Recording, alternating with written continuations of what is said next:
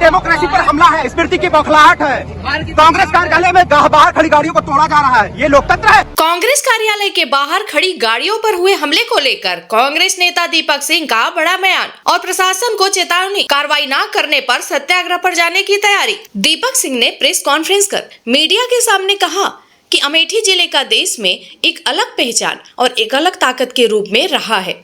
और उन्होंने यह भी कहा कि मैंने तो यह भी सुना है कि जब राजीव गांधी यहाँ से प्रधानमंत्री हुआ करते थे तो कई राज्यों के मुख्यमंत्री यहाँ की गलियों में घूमा करते थे, पर उस वक्त से लेकर आज तक जब कांग्रेस अपनी पूर्ण ताकत में थी तब भी अमेठी में इस तरह की कोई घटना या किसी कार्यकर्ता द्वारा किसी का भी उत्पीड़न किया गया हो।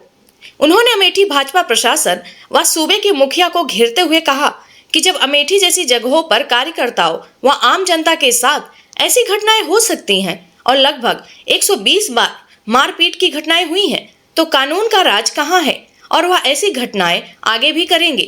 टीवी डिबेट उनके आदमी मारपीट करेंगे, गली चौराहों में मारपीट करेंगे, तो कानून का राज कहां है।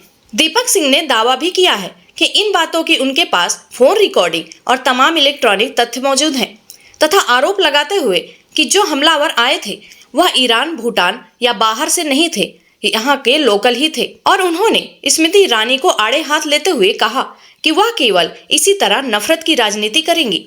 साथ ही उन्होंने कहा कि आज भर का वक्त है, यदि कोई ठोस कार्यवाही नहीं होती है तो हम लोग सत्याग्रह करेंगे और इसे बड़े स्तर पर ले जाने के लिए इस सत्याग्रह में बड़े राष्ट्रीय नेता भी शामिल हो सकते हैं। बात को मैंने इसलिए बताया कि इतनी ताकत रहने के बाद कांग्रेस क्या कर सकती है। दूसरा, हम अगर वर्तमान पर आए तो हमारे नेता राहुल गांधी जी इसी नफरत के खिलाफ तो मोहब्बत की बात करते हैं जो भारतीय जनता पार्टी ने कल किया या कल के पहले किया, या कल के पहले नामांकन भारतीय जनता पार्टी ने अपने नामांकन के पहले 120 बार ऐसा किया।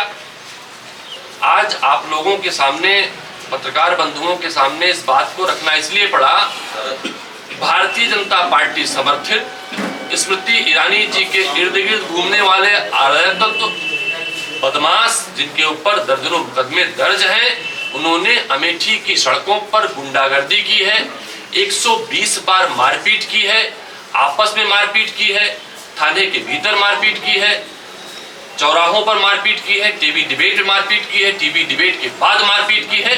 उस सब का संरक्षण हमारी सांसद श्री जी का है। इस नफरत की बाजार पैदा करना एक माननीय सांसद के संरक्षण में शोभा नहीं देता है। क्या वो जानती नहीं है? हमारे पास वो फुटेज भी है जो ललकारते हैं मारो गाली देके।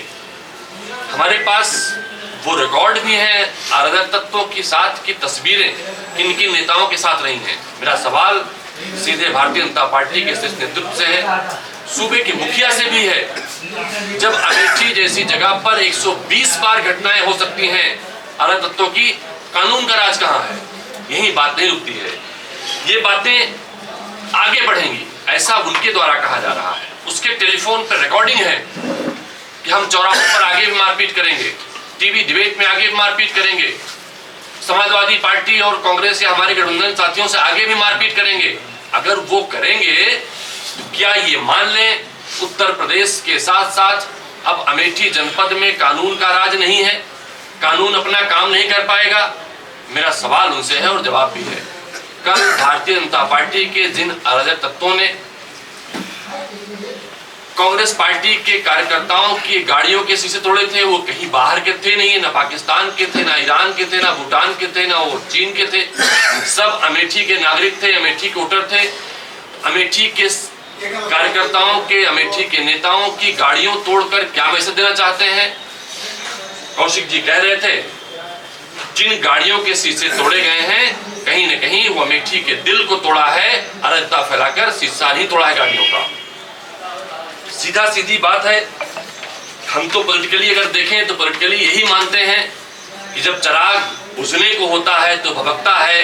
ये चिराग भी बुझने के कगार पे आ गया है। जिस तरह से पंडित किशोरी लाल शर्मा के साथ पूरा अमेठी उठ खड़ा हुआ है, ये मानकर खड़ा हो गया है कि वो राहुल गांधी, प्रियंका गांधी, सोनिया गांधी जी के हनुमान बनकर आए हैं। उनके संबंध यहाँ सभी कार्यकर्ताओं से, नेताओं से, आम जनमानस से रहे हैं। आज एक काम कर